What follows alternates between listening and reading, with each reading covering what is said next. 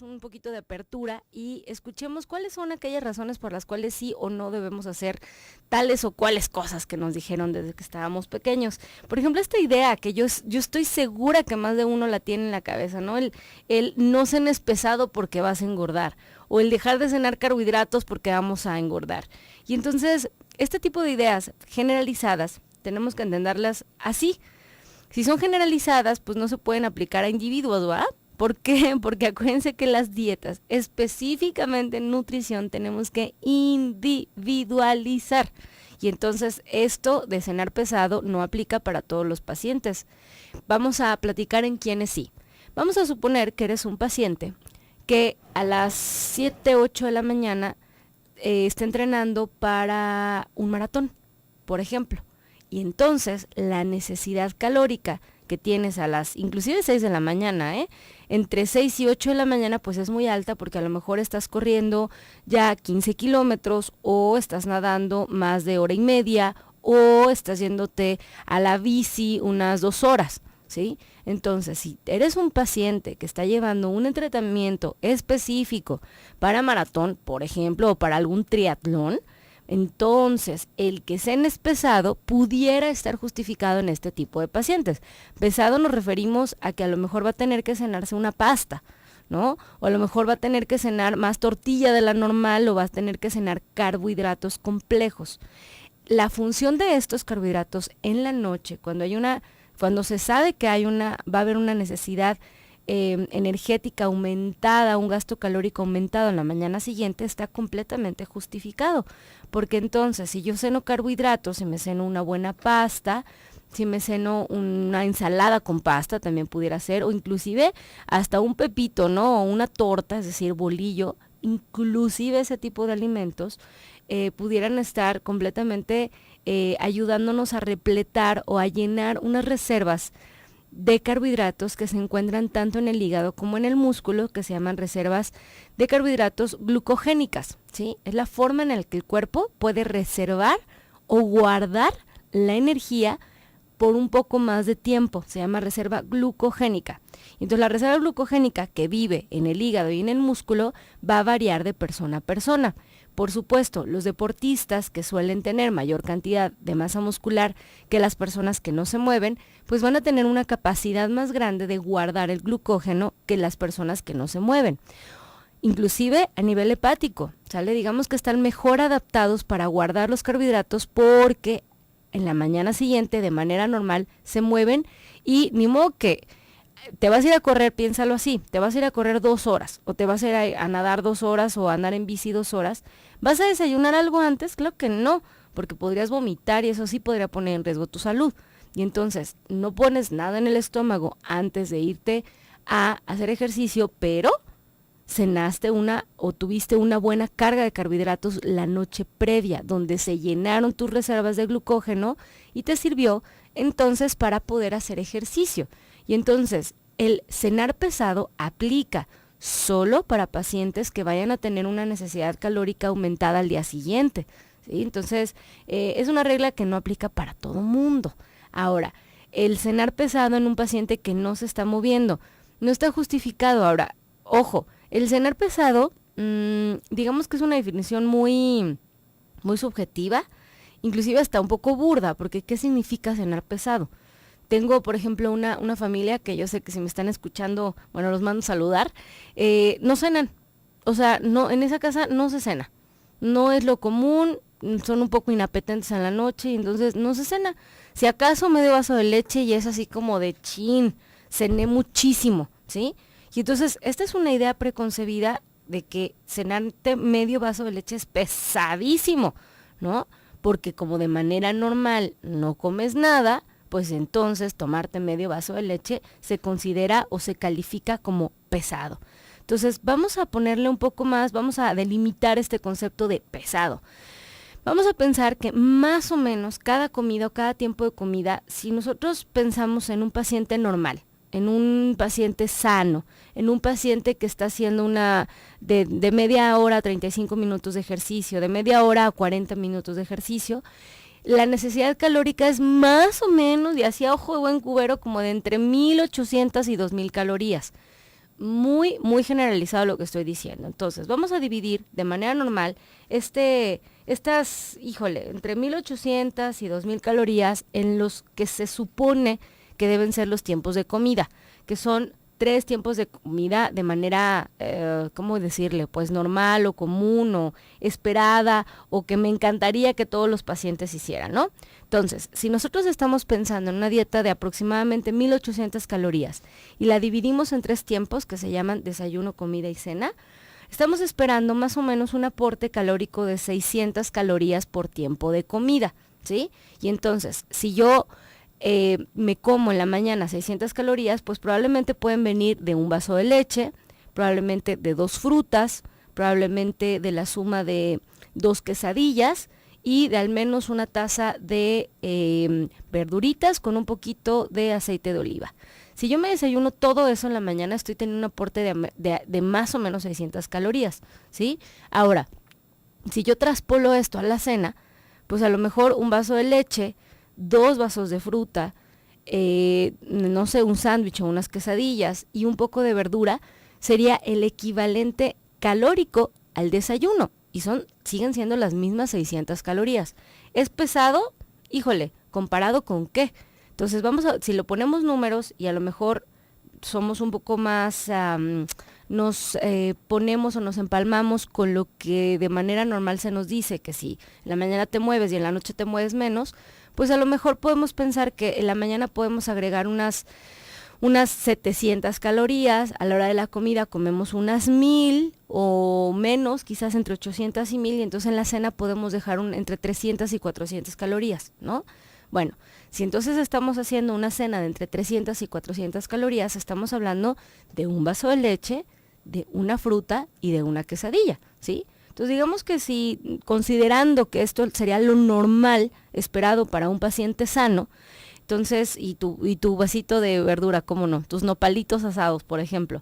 Si estamos pensando que esto es lo normal, pues de ahí podemos partir con el más menos. Cualquier cosa que sea menor a esto podemos considerarla que es insuficiente o una cena ligera, y cualquier cosa que sea mayor a esto podemos considerarla una cena que es pesada, por así decirlo, ¿no? Entonces, ¿qué te conviene hacer o qué tan fácil es seguir haciéndolo y seguir sano, o qué tan difícil va a ser seguir haciéndolo y mantenerte insano, ¿no?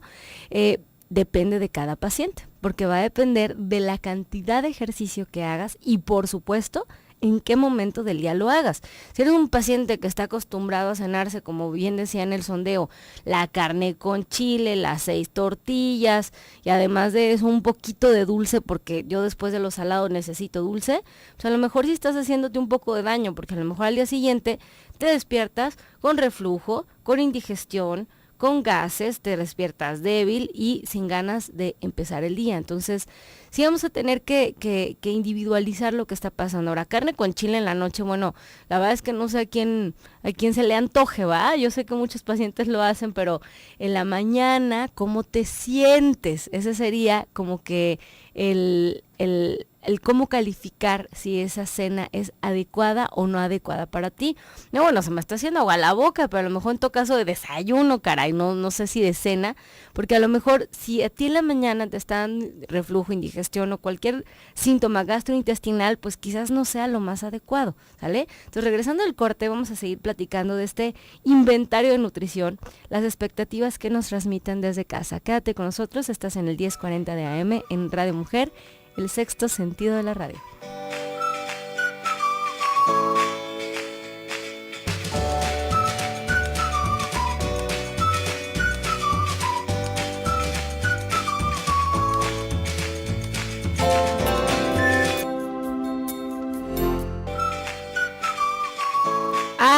El gran mito de la tortilla. Híjole, eso sí me gusta. Vamos a platicar de eso. Resulta que una de las ideas que tenemos preconcebidas o que se usaba hace muchos años de verdad, hace, no sé, 10 o 15 años todavía los doctores nos decían, no señora, pues bájele a la tortilla, ¿no? Cuando queríamos bajar de peso, o bájale al pan en la tortilla. Pues, ¿qué creen? Ya ese tipo de ideas ya no se usan, porque ya no es solo bajarle al pan en la tortilla, hay que hablar de más cosas, hay que hablar de la cantidad de los alimentos. Entonces todavía mucha gente piensa que, ay, pues con que haga ejercicio le baja el pan a la tortilla. Pues no. La verdad es que honestamente si eso funcionara no tendríamos este programa, ¿no? Así de sencillo. Si eso funcionara no estaríamos hablando todo el santo día de nutrición, porque es que ya le bajé al pan en la tortilla y no bajo, ¿no? Entonces, ¿cuál es la razón de que alguien nos diga que hay que bajarle al pan y a la tortilla? Bueno, resulta que durante mucho tiempo se pensó que la tortilla era un alimento exageradamente calórico. La verdad es que no es solo eso, es un alimento que tiene una gran cantidad de calcio, de fibra y que además es parte de nuestra cultura y no tenemos por qué satanizarla. El problema es la cantidad de tortillas que estamos comiendo. No quiere decir que porque hayas dejado la tortilla vas a bajar inmediatamente de peso.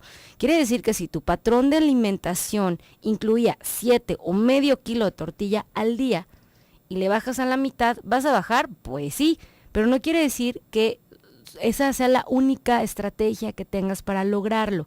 Y luego, por eso me la satanizan. Es que nomás dejé la tortilla y bajé de peso.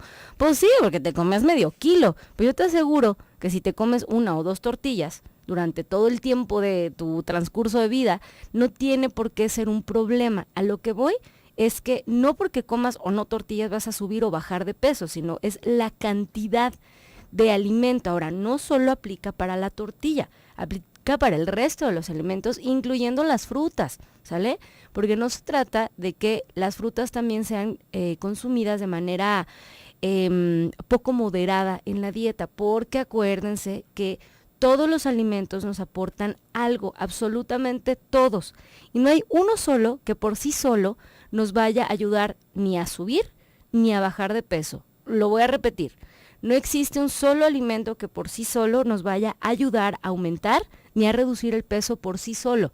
Es en la combinación de los alimentos, en la cantidad de ejercicio que estás haciendo durante el día, el tipo de ejercicio que estás haciendo y por supuesto de la patología previa, lo que te va a dar una diferencia en cuanto al peso que tengas, ya sea hacia arriba o hacia abajo, ¿sale? Entonces vamos a dejar de engañarnos y de ponerles calificativos morales a los alimentos. Recuerden que la tortilla no va a ser buena, ni engorda, ni es mala, ni hace daño, ni en realidad nos hace un bien.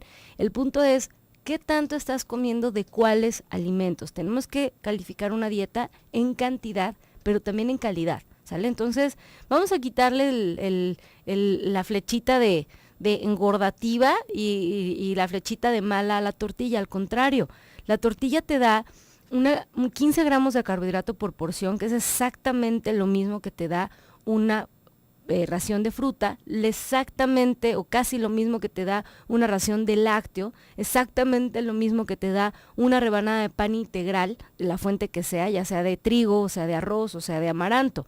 Es exactamente lo mismo que te da una barrita de amaranto, es exactamente lo mismo que nos da, por ejemplo, media taza de arroz, ¿sale? Entonces vamos a dejar de satanizarlo porque en cantidad la verdad es que nos da lo mismo, ¿sale? Simplemente tenemos que buscar, o lo que buscan cuando te dan el consejo de bájale a la tortilla, ya no se coma medio kilo, que quizás en eso tendría razón, ¿no? Pero no solo con la tortilla, sino con el resto de los alimentos. El consumirlos en exceso o sin una moderación o sin una guía de cuánto debo de consumir de cuál, pues por supuesto que me va a llevar a un exceso de peso, inclusive a una disminución, ¿no? Dependiendo de cuál sea el caso de ese paciente. Entonces, por aquí nos está escribiendo, nos buscó Guadalupe Sandoval de la colonia Bugambilias, de 58 años. Dice, antes hacía mucho ejercicio. Como me lastimé las cervicales, ahora camino 1 hora. Y preguntas cuántas calorías debes de consumir. Me mandas tu estatura y tu peso, dice, mido 1,57, peso 69 kilos y además me estás preguntando del estudio de la insulina. Entonces vamos a irnos por partes.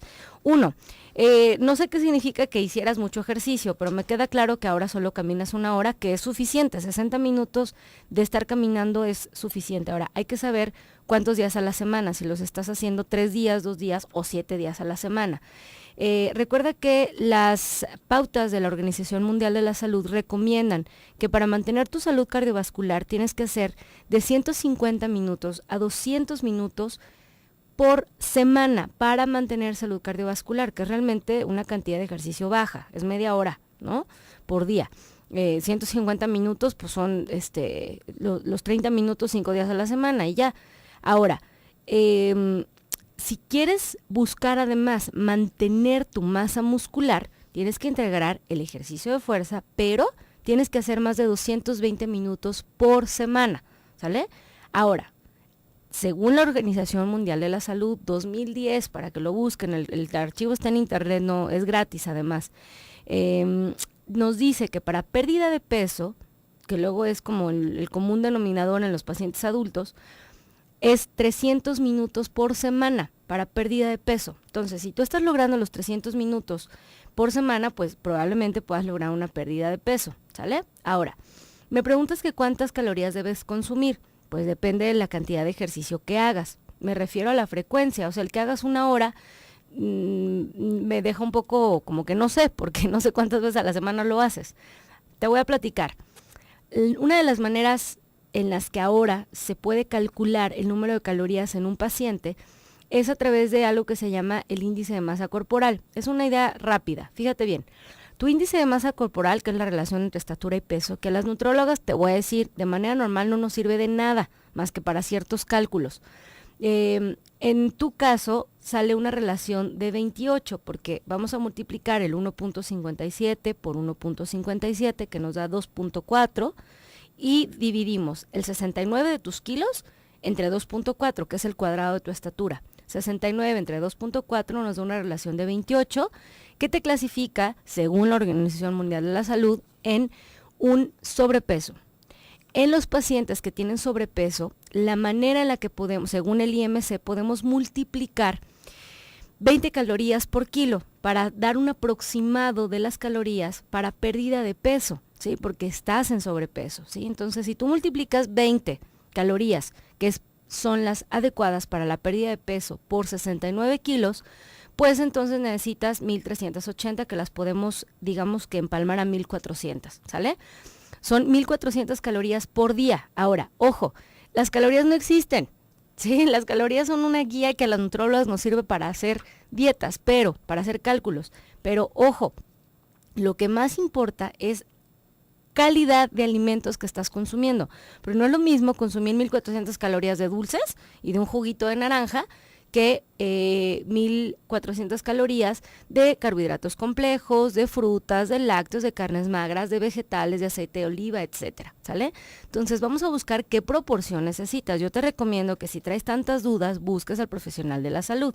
Ahora, de la otra pregunta que me haces, ¿cómo se llama el estudio para la insulina? Bueno, hay muchos. Hay que ver cuál es tu problema. El estudio para medir la insulina es básicamente saber lo que yo les había mencionado, que me imagino que por eso me estás preguntando, es de lo que hablábamos la semana pasada, en el lunes, que hablábamos sobre resistencia a la insulina. Para hacer un diagnóstico de resistencia a la insulina hay varias formas de hacerlo. Regresando al corte te platico para aclararte un poquito tu duda. Así es que quédate con nosotros, nos estás escuchando a través del 1040 de AM en Radio Mujer, Austin a través del 95.1 de FM. Regresamos.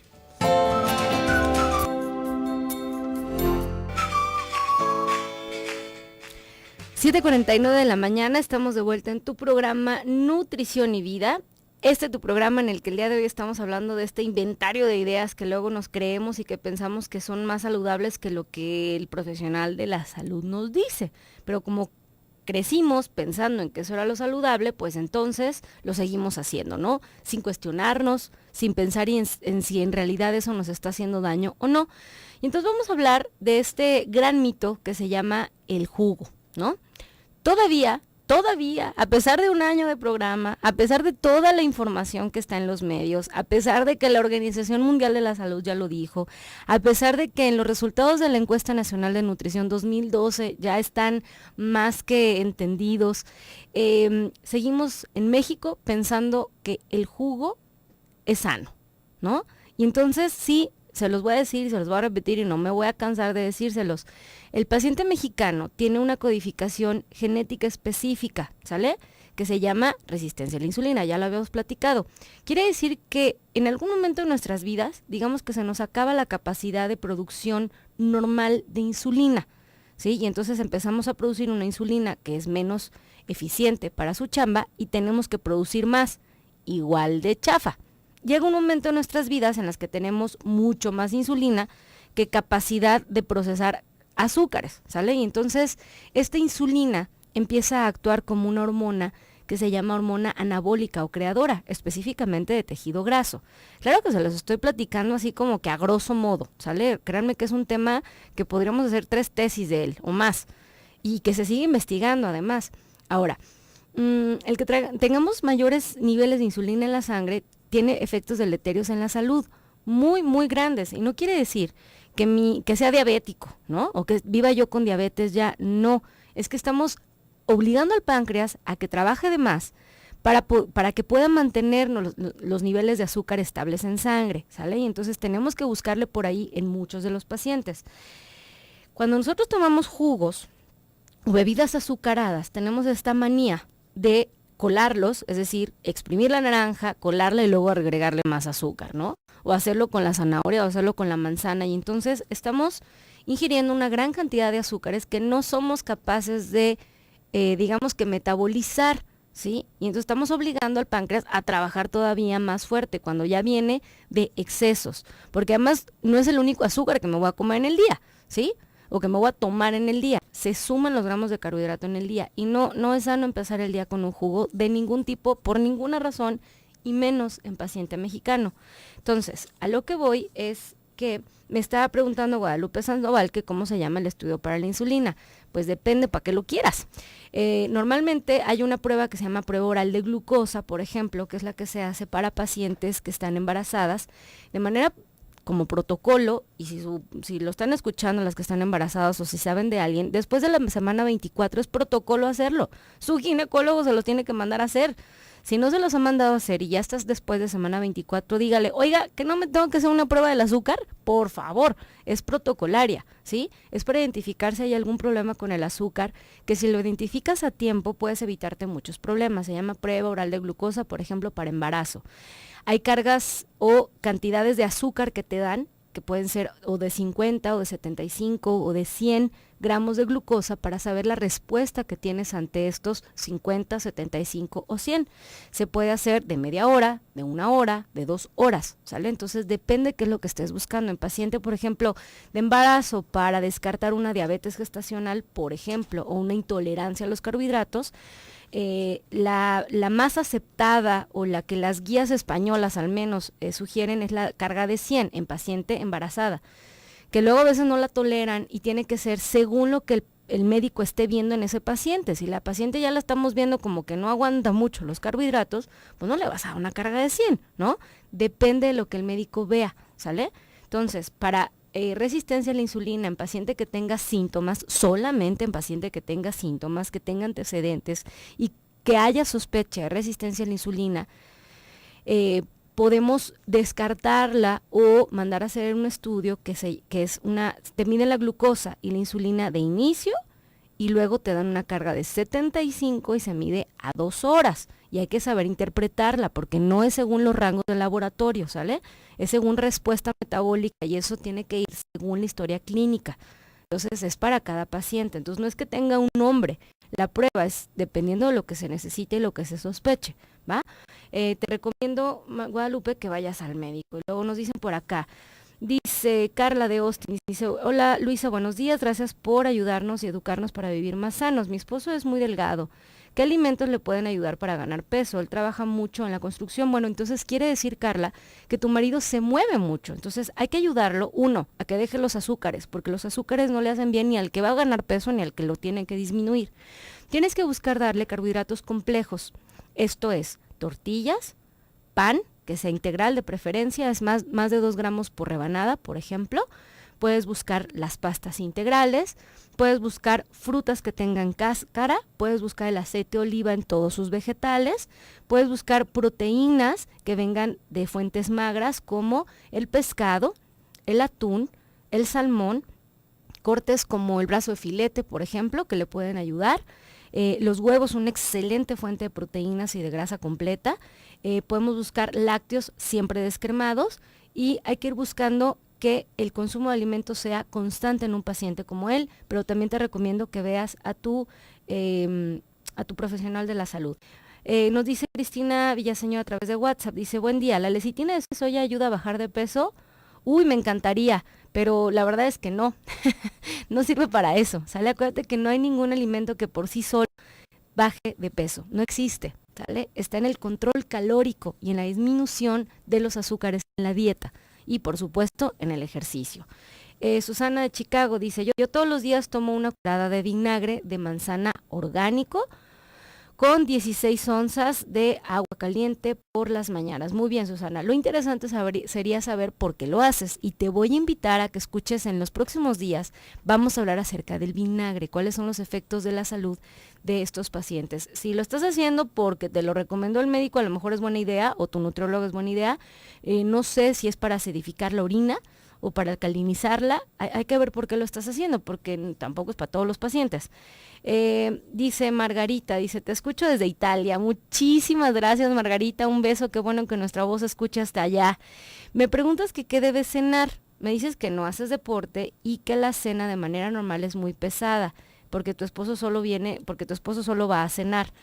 Dice, él come y come y come. Los italianos comen y no engordan. Pues sí, porque, ojo, qué bueno que lo mencionas, porque el italiano no tiene la misma codificación genética específica que nosotros, ¿sale? Nosotros somos mexicanos, ¿sale? Somos otra cosa, somos otro rollo, ¿sale? El holandés, el francés y todos los europeos pueden comer un poco más, inclusive harinas y dulces y no les pasa nada. Nosotros no, por eso les digo, tú te tienes que cuidar un poquito más que él si tú eres mexicana, Margarita, es importante. ¿Qué debes cenar? A lo mejor si no vas a poder corregir que el tiempo de comida de la noche sea tan fuerte, tienes que empezar a moverte. Esa sería una excelente solución, que en la mañana te muevas, ¿sale? ¿Qué debes comer? Pues trata de comer más vegetales en la noche. Siempre tenle vegetales en la noche y tú trata de evitarme las harinas, ¿sale? Porque seguramente no son integrales. Entonces, más vegetales con aceite de oliva y alguna proteína magra puede ser una excelente idea, pero por supuesto, y siempre va a ser la recomendación que empieces a moverte, ¿sale? Dice... Ahora, por el peso que me dices que tienes y la medida que tienes, pues no estás en sobrepeso, pero tienes que cuidar tu azúcar porque tú eres mexicana, ¿sale? Carmen López nos dice, mi hijo se toma 2 o 3 huevos crudos, ¿es sano? Por Dios, no. No, por favor, los huevos crudos ya lo hemos hablado hasta el cansancio. Acuérdense que el problema con el huevo crudo es que la proteína no se absorbe, ¿sí? Si está cruda, no se desnaturaliza, tienes que pasarlo por sancochado, aunque sea, porque la proteína no se rompe, y así como entra, así sale. Y el riesgo de salmonelosis existe por contacto con la cáscara, ¿sale? Entonces, no es que no te sirva, porque está tirando los huevos, tal cual, ¿eh? Así como entran, así salen. En cuanto a la proteína se refiere, lo que sí está absorbiendo es la grasa, que es lo de la yema, pues, pero las claras no se absorben y pueden poner en riesgo su salud. Entonces, que al menos les cambie un tantito la temperatura para que las proteínas se puedan absorber. Así es que bueno, híjole, nos quedamos cortos con el tiempo el día de hoy, pero vamos a seguir hablando acerca de todos estos mitos durante la semana. No se preocupen. Así es que los voy a dejar en un programa más del doctor Gilberto Priego. Espero que la información te haya servido y que tengas un excelente inicio de semana.